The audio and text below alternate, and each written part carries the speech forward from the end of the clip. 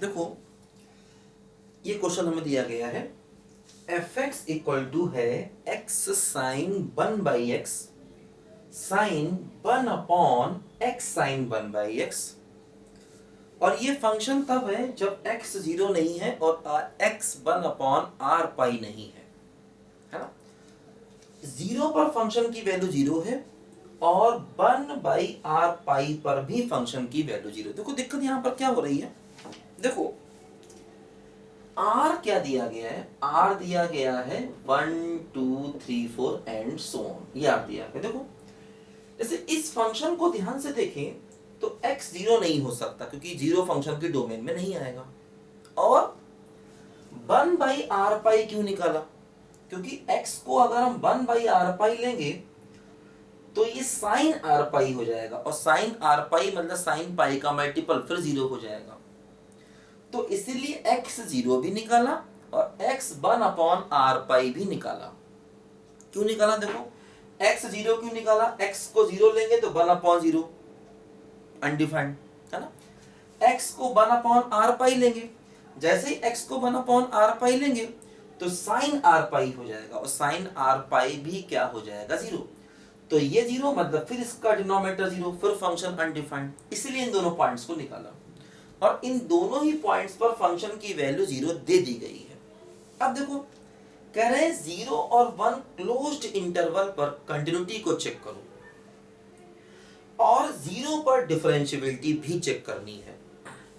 देखो actually 0 1 close interval का मतलब देखो क्या हुआ, जैसे आप 0 से 1 तक जाओगे तो देखो ये 1/r पाई, जैसे r को 1 ले लो तो 1/पाई मिलेगा, फिर 1/2 पाई मिलेगा, देखो इसे मान लो 1/पाई मिला, 1/2 पाई मिला, 1/3 पाई मिला।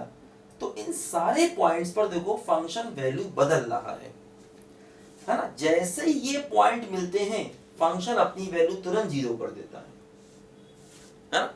तो 0 1 के बीच में इस टाइप के बहुत सारे पॉइंट्स मिलेंगे है ना, तो उन पॉइंट्स पर हमें कंटिन्यूटी को चेक करना होगा, क्योंकि r1 ले सकते हैं, 2 ले सकते हैं, 3 ले सकते हैं। देखो सबसे पहले तो हम x बराबर 0 को लेते हैं।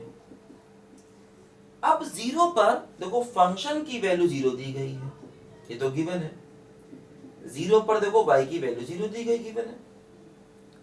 अब 0 पर हमें निकालनी होगी देखो राइट हैंड लिमिट है ना, 0 पर निकालनी होगी देखो right hand limit x tending to 0 plus, देखो ये फंक्शन दिया गया, क्या फंक्शन है, x sin 1/x sin 1/x sin 1/x, देखो ये फंक्शन दिया गया।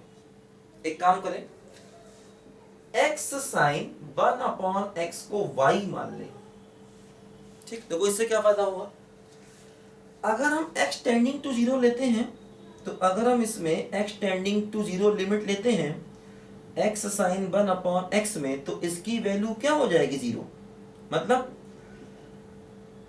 y भी यहां से 0 हो जाएगा, ध्यान दो क्योंकि y को आपने ये मान लिया x टेंडिंग टू 0 है, तो जब आप x टेंडिंग टू 0 लोगे तो y टेंडिंग टू भी 0 हो जाएगा।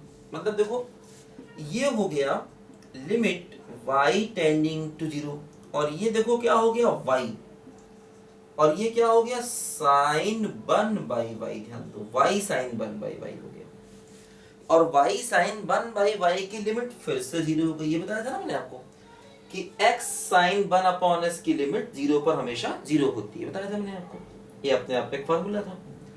तो राइट हैंड लिमिट पे 0 है, y की वैल्यू 0, इसका मतलब 0 पर फंक्शन कंटिन्यूअस हो रहा है, क्योंकि 0 पर आपको राइट से देखना है। तो मतलब ये हुआ x बराबर 0 पर हमारा फंक्शन क्या हो रहा है, बोलो कंटिन्यूअस हो रहा है।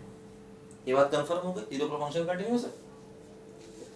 अब बीच में जो इस प्रकार के पॉइंट्स आ रहे हैं r पाई वाले पॉइंट, इन पर देखें, देखो अगर हम r पाई पर 1/r पाई पर लिमिट निकालें, अब देखो राइट लेफ्ट लिमिट अलग अलग नहीं निकालना है क्योंकि उनके दोनों तरफ फंक्शन सेम है ना। 1/r पाई के राइट में लेफ्ट में देखो दोनों तरफ फंक्शन सेम है, आप चाहे तो अलग अलग निकाल सकते हो, आप चाहे तो राइट हैंड लिमिट अलग अलग लिमिट कर सकते हो, कोई दिक्कत नहीं है, उससे भी आंसर वही आएगा अगर आना होगा तो, है ना। तो यहाँ पर एक्चुअली इस पॉइंट के आसपास फंक्शन सेम है, इसलिए राइट लेफ्ट लिमिट अलग अलग नहीं कर रहे हैं, डायरेक्ट लिमिट कर रहे हैं। क्या होगा देखो, फंक्शन को लिखा x sine 1 by x, sine 1 upon x sine 1 by x. ध्यान दो, देखो अब अगर हम x साइन 1 अपॉन एक्स को y फिर से मान लें, ठीक, अगर हम x साइन 1 अपॉन एक्स को देखो फिर से y मान लें, है ना, अगर हम इसको फिर से y मान लें, x tending to 1 upon r pi है, तो x को 1 अपॉन आर पाई लोगे तो ये अपने आप फिर से 0 हो जाएगा, है ना। देखो अगर हम x साइन 1 अपॉन एक्स को y मान लिया हमने, x साइन 1 अपॉन एक्स को y मान लिया, अब x tending to 1 by r pi करोगे तो ये 1 बाई आर पाई तो साइन आर पाई बनेगा, और साइन आर पाई बनते ही वैल्यू देखो फिर से इसकी 0 हो जाएगी। ध्यान दो, क्योंकि x को 1 अपॉन आर पाई लोगे तो साइन आर पाई की वैल्यू क्या हो जाएगी 0। तो क्या होगा देखो, ये हो जाएगा लिमिट y टेंडिंग टू 0, और ये है y, और देखो साइन, फिर देखो y 1 अपॉन y, तो y tending to 0 y sine 1 upon y, फिर से देखो वैल्यू 0 आ गई। इसका मतलब 1 अपॉन आर पाई पर लिमिट 0 है, और इस पर फंक्शन की वैल्यू भी 0 है ना। 1 अपॉन आर पाई पर y की वैल्यू भी 0 है। इसका मतलब हम ये कह सकते हैं कि x बराबर 1 अपॉन आर पाई पर हमारा जो फंक्शन है वो कैसा है बोलो, कंटिन्यूअस है ना। तो यही दिक्कत वाले पॉइंट्स थे। इसका मतलब 0 पर भी कंटिन्यूअस है, और ये 0 1 के बीच में ये सारे पॉइंट्स थे, ये सारे पॉइंट्स क्या है, ये सारे यही देखो 1 अपॉन आर पाई वाले पॉइंट्स, इन पर भी कंटिन्यूअस है। इन जनरल देख लिया तो सब पर कंटिन्यूअस हो गया, हर पॉइंट पर अलग अलग देखने की जरूरत नहीं, सब पर कंटिन्यूअस हो गया। अब बचा 1 पर, तो 1 पर कंटिन्यूअस होगा। देखो 1 पर कहां कोई समस्या है, x बराबर 1 पर देखो फंक्शन डिफाइन है, कोई समस्या नहीं। x 1 लोगे तो साइन 1 हो गया, साइन 1 हो गया, x बराबर 1 पर फंक्शन डिफाइन है, तो 1 पर कोई प्रॉब्लम नहीं है। 1 के लेफ्ट में फंक्शन कंटिन्यूअस होगा, 1 पर लेफ्ट हैंड लिमिट निकालो और 1 पर फंक्शन की वैल्यू निकालो, सेम आएगा, क्योंकि 1 पर कोई समस्या ही नहीं है। देखो x को 1 रखोगे तो साइन 1, फिर ये 1 तो sine 1 upon sine 1, sine 1 sine 1 define है, कोई समस्या नहीं। तो इसका मतलब क्लोज इंटरवल 0 1 पूरे में ये फंक्शन कंटिन्यूअस हो गया, क्योंकि 0 के राइट में कंटिन्यूअस हो गया। 0 पर चेक कर लिया, 0 पर प्रॉब्लम थी, 0 पर फंक्शन वैल्यू बदल रहा था।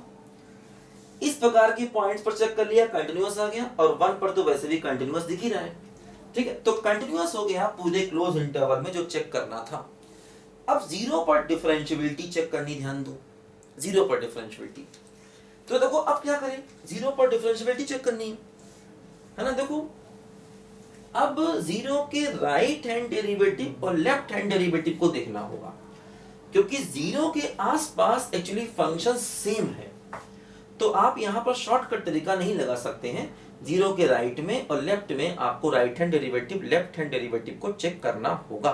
देखो देखते हैं, चेक करते हैं। 0 पर राइट हैंड डेरिवेटिव और लेफ्ट हैंड डेरिवेटिव निकालते हैं। इसको लिखो जरा बच्चों ध्यान से।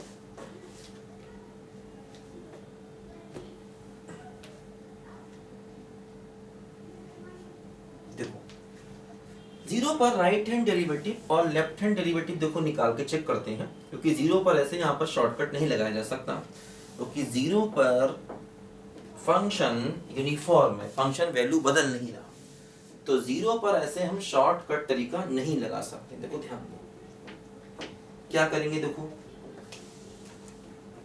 देखो 0 पर निकालेंगे राइट हैंड डेरिवेटिव, क्या होगा, limit h tending to 0 f of 0 plus h यानी fh माइनस f0 पर देखो वैल्यू 0 दी गई है।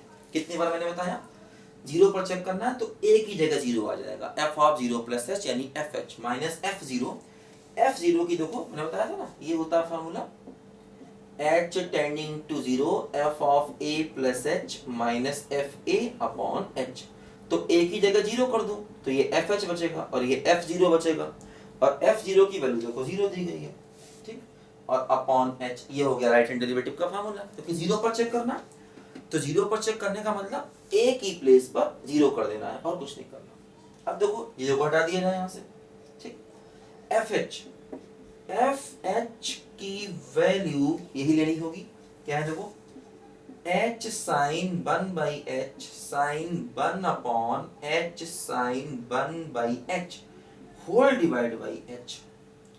h से h कैंसिल हो जाएगा, ठीक। अब देखो यहां पर क्या होगा, जब आप h को 0 रखोगे तो ये साइन इनफाइनाइट बनेगा, और देखो ये भी h को 0 रखोगे तो 1/0 यानी कि साइन इनफाइनाइट बनेगा। जब आप h को 0 पुट करोगे तो ये तो 0 हो जाएगा, क्योंकि h 0 पर h साइन 1/0 हो जाएगा, 1/0 मतलब इनफाइनाइट, तो ये भी साइन इनफाइनाइट, ये भी साइन इनफाइनाइट, तो कुल मिलाकर देखो ये ऐसे बन गया। तो अब क्या होगा, ये भी -1/1 के बीच में होगा और ये भी -1/1 के बीच में होगा। इसका मतलब ये लिमिट क्या हो जाएगी, बोलो, नॉट एग्जिस्ट हो जाएगी, नॉट एग्जिस्ट, ठीक। अब अगर आप लेफ्ट हैंड डेरिवेटिव निकालोगे, वो कुछ भी आए तब भी 0 पर फंक्शन डिफरेंशिएबल तो नहीं कर सकते आप, है ना, कि देखो 0 के दोनों तरफ से देख सकते हैं, है ना, 0 पर दोनों तरफ से फंक्शन को देख सकते हैं। और अगर आप 0 पर लेफ्ट हैंड डेरिवेटिव निकालोगे, वो जो भी आए, अब राइट हैंड डेरिवेटिव अगर एग्जिस्ट नहीं कर रहा तो लेफ्ट डेरिवेटिव भी शायद एग्जिस्ट नहीं करेगा, है ना। तो अगर वो एग्जिस्ट कर भी गया तब भी ये फंक्शन क्या हो जाएगा, नॉट डिफरेंशिएबल, वैसे वो भी एग्जिस्ट नहीं करेगा, उसमें भी यही टर्म आएंगे, साइन थोड़ा माइनस वगैरह आ जाएगा, तो साइन -1/h, ये भी माइनस माइनस प्लस हो जाएगा, तो इस टाइप के टर्म उसमें आएंगे। तो इसका मतलब 0 पर फंक्शन क्या हो गया, नॉट डिफरेंशिएबल, है ना। लेफ्ट हैंड डेरिवेटिव को चेक करने की जरूरत ही नहीं पड़ी, क्योंकि राइट हैंड डेरिवेटिव ही जब डज नॉट एग्जिस्ट है तो लेफ्ट हैंड डेरिवेटिव कुछ भी होता रहे, फंक्शन क्या हो जाएगा, नॉट डिफरेंशिएबल। तो ये हमने एक अच्छा क्वेश्चन देखो यहाँ पर किया। लिखो सब बच्चे, ये सब क्वेश्चन घर पे दोबारा करने आपको बिना लिखे, करो सब बच्चे ध्यान से।